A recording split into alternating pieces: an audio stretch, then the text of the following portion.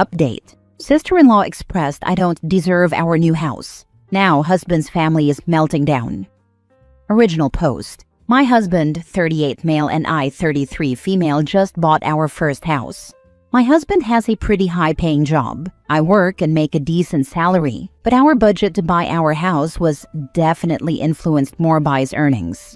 We had his family over last week. Generally, I love his parents. They've always been really good to me, and they're fun. I have not spent as much time with his sister outside of holiday gatherings, but we do have her son, husband's nephew, stay with us for a week over the summer the last few years. So I know him well too, and love him. So everyone mentioned above comes over and we show them around the house. At one point, I'm showing sister-in-law a kitchenette in the basement, and I say something like, "It's great that our house has this space now, so if you want to visit us, you'll have basically a separate apartment." And she goes, "Our? Is it also your house?" I'm immediately confused, but also I guess she could have assumed my husband bought it on his own. I said, "Yeah, we bought it together." And she goes, "Do you think you deserve to own half of this house?" I don't know. I just think that's crazy. I was shocked, and I mostly panicked, said, "Well, I do, yeah," and fled the basement. I immediately told my husband, away from his family, and he in turn immediately went to talk to his sister. I went to hang out with his parents and didn't say anything to them, but then we heard shouting outside. My husband and his sister were yelling at each other. I know people are different with their siblings, but I've never really heard him yell before. I could hear him tell her that we don't have a prenup, and she called him an idiot. I had to tell his parents what was going on. They went and intervened and left pretty quickly with his sister and nephew, who didn't hear any of this through the magic of video games, I think. His mom said sorry to me on the way out. I did touch base with my husband and he was livid, like way angrier than I'd expect. He told me that before we got married, his sister was the beneficiary of his life insurance, and he thought she was angry over essentially being removed from all his assets. But we've been married 3 years. She apparently had texted him about being added to the house paperwork a few weeks ago during the buying process, and he had just ignored her.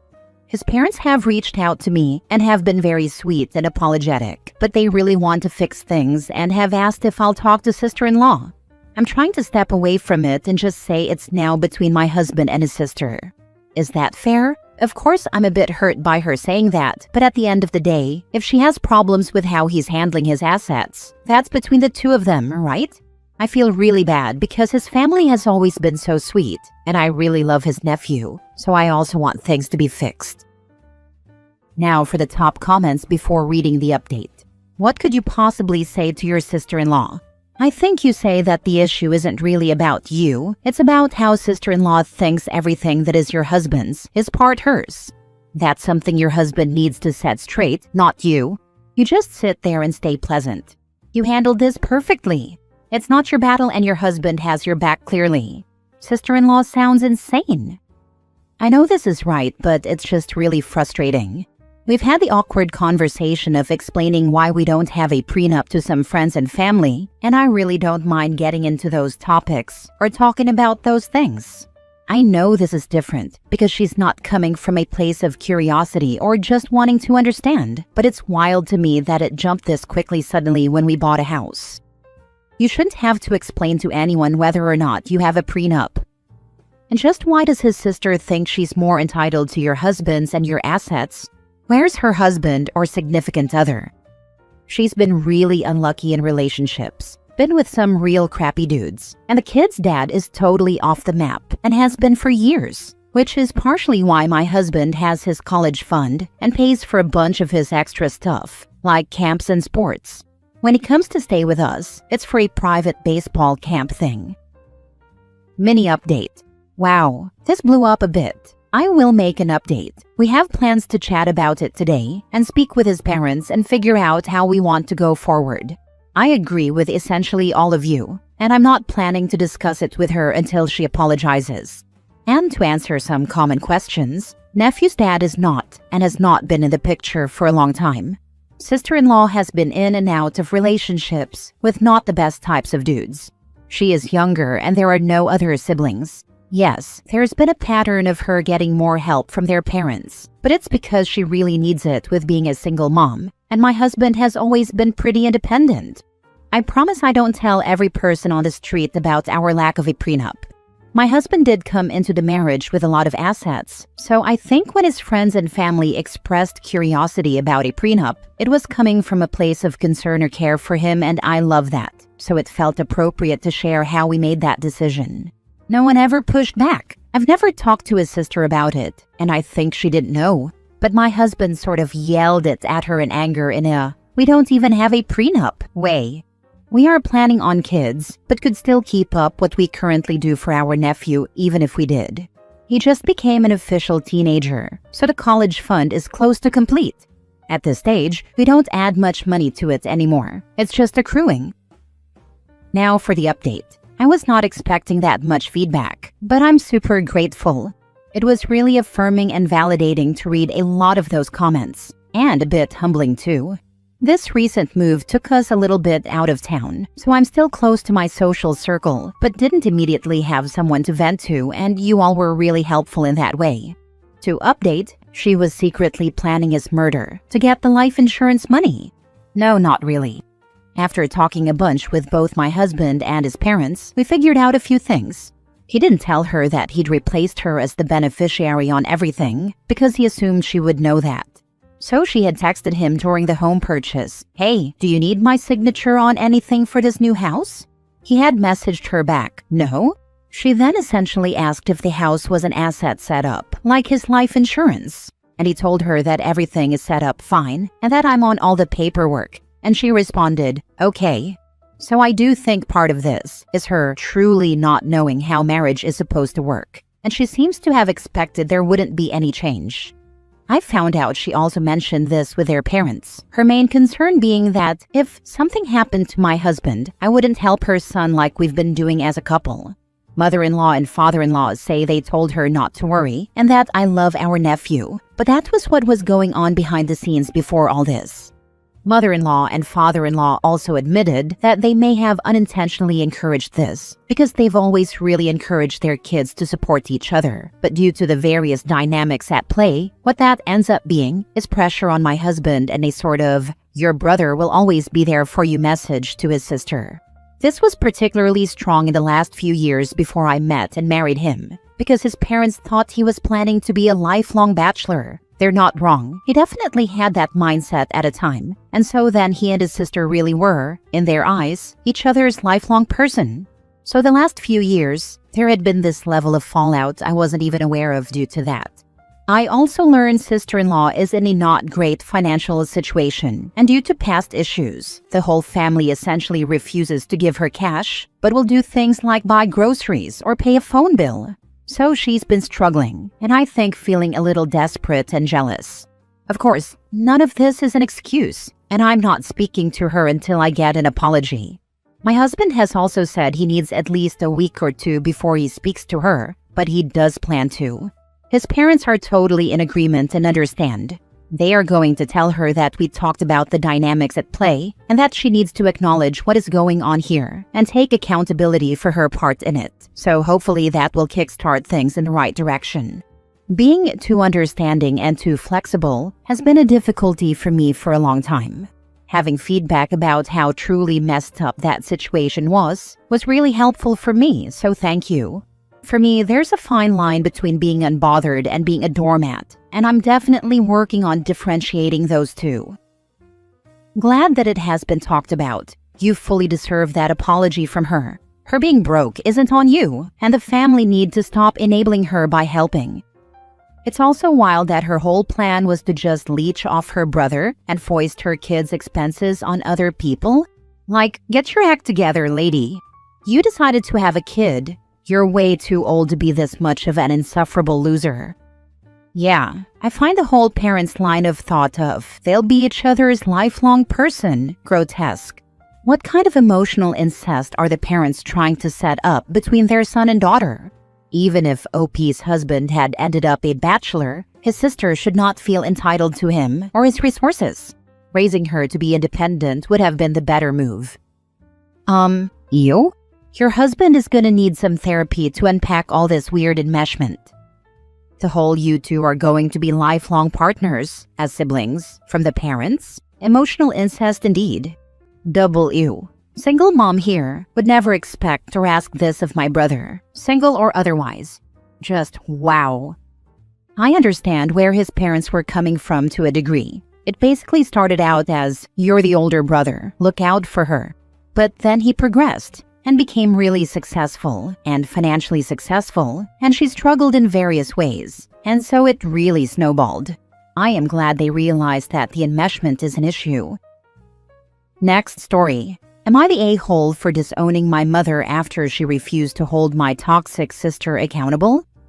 I, 28 female, have a terrible relationship with my sister, 31 female. It wasn't always this bad when we were kids, but over the years, the resentment and hurt have built up, and now we can barely tolerate each other. One of the biggest issues is how my mother, the peacekeeper, refuses to ever hold her accountable. I get that she loves both of us and wants peace in the family, but what it's really done is enable my sister's toxic behavior, while I'm left to suffer for the sake of keeping the peace. Here's just one example. When my parents were overseas, my sister wanted to go on a holiday but didn't have the money. My mother asked me to loan it to her, so I did. Later, when I asked for repayment, my sister told me to collect it from my mom because she'd be sponsoring her trip. My mom told me she never said that. It was supposed to be my sister's responsibility. But my sister insisted, and in the end, that I just paid for it myself because I couldn't bear to take money from my stay-at-home mother.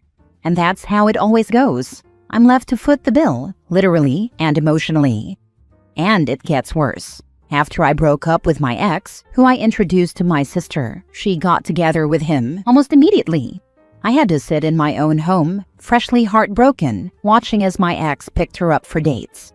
I found out later they were in contact, even when we were dating. My parents told me not to make a scene because blood is thicker than water, and she's your sister, you should forgive her. They even welcomed my ex to family gatherings, saying, we'll do the same for you if you fall in love with someone. There are so many examples I could share. Family plans are always rescheduled to accommodate her because I am the accommodating one. My parents have offered to pick me up only to cancel last minute because there's no space in the car after picking up your sister and her boyfriend. I've had to help my parents financially because my sister won't lift a finger and I can't bear to see them struggle. All this because I'm the mature one, as they love to remind me.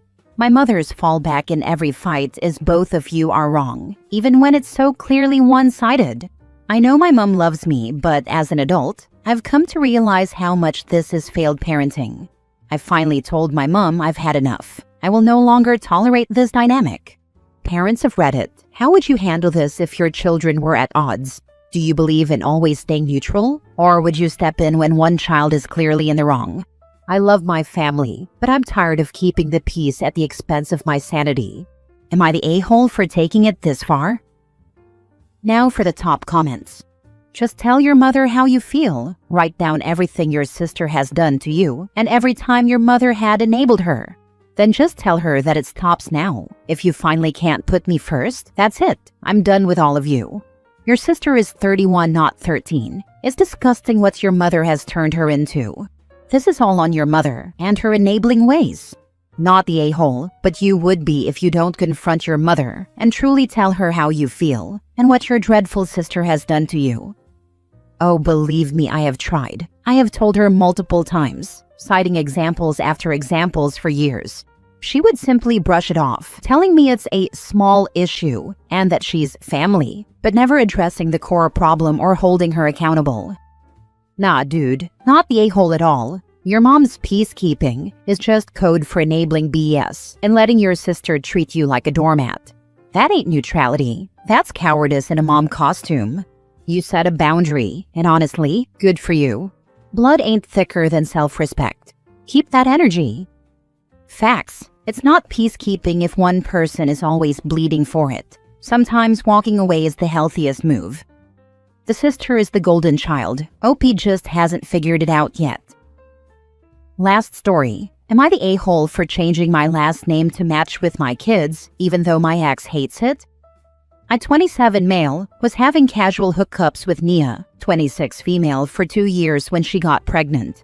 I told her I'd stand by her and the baby, but she told me to care more about the kids than her because we were not a couple and never would be. About 6 months into her pregnancy, she told me she was putting her new boyfriend on the birth certificate and didn't want me involved. I told her I wasn't about to let her cut me out of our baby's life. She warned me I'd need to fight because she wanted to make things easier, and her boyfriend being the dad was easier. 8 months into her pregnancy, I found out she was expecting twins and not a singleton.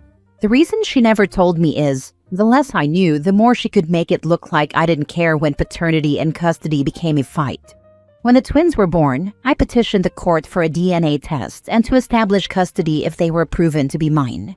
I had some doubt around then because of how hard she shut me out. DNA showed I was the father of our twins, and a custody schedule was set up where I could be involved and pay child support. After paternity was settled and my name was put on the birth certificates, I really hated that I didn't have the same last name as them. So, I changed mine to match. She heard about it through some people we both know, and she told me it was gross, and she hated the idea. I told her it wasn't her decision, and I wasn't doing it for her, but for me and to match with my children. This is my first Father's Day as a dad, and I get to have the same last name as my kids, and it feels great. They're almost 1, and this last year and a half has been crazy, and it's still not over. But I don't regret the decision to match with my kids. I know my ex and her boyfriend both think I was wrong. My ex's boyfriend taunted me a few times that he might share a name with my kids one day when I won't. They think I did it because of that, but my mind was on it even before he said it the first time. Was this an a-hole move when it was about my kids and not my ex? I know it was her name first, but I don't know. Am I the a-hole? You are a real man. Fight for your kids. Love them. Teach them. Guide them. Not the a-hole in the slightest. However, I can give you this tidbit of advice. As your kids grow up, if their mother and her man decide to badmouth you to your kids, and there is a chance they will, do not do the same. Be neutral at worst. Show them how a real man behaves, with strength to persevere through adversity, with pride enough to never allow another person's words to affect his actions, and with love and affection towards his children and those they care about, regardless of how they feel about him. Sharing because I went through this. Have it put in your custody agreement that neither party can talk bad about the other. Since it was in writing, my ex had to watch what he said. Also, and this is very important, insist that all scheduling, doctor's appointments, vacations, school trips, etc. be conducted via email only. I can't tell you how often my ex tried to lie, only to be caught by the lack of email. Not the a-hole. They are your kids and you did it for them. Honestly, what I think is gross is the fact that your ex literally tried to keep your kids away LMFAO. I think you should throw that in her face every time she uses the word gross with you. In a world where we already have deadbeat dads and coward fathers, we need more men like you. So maybe your ex should stay in her lane and not worry about a name. Happy Father's Day, OP.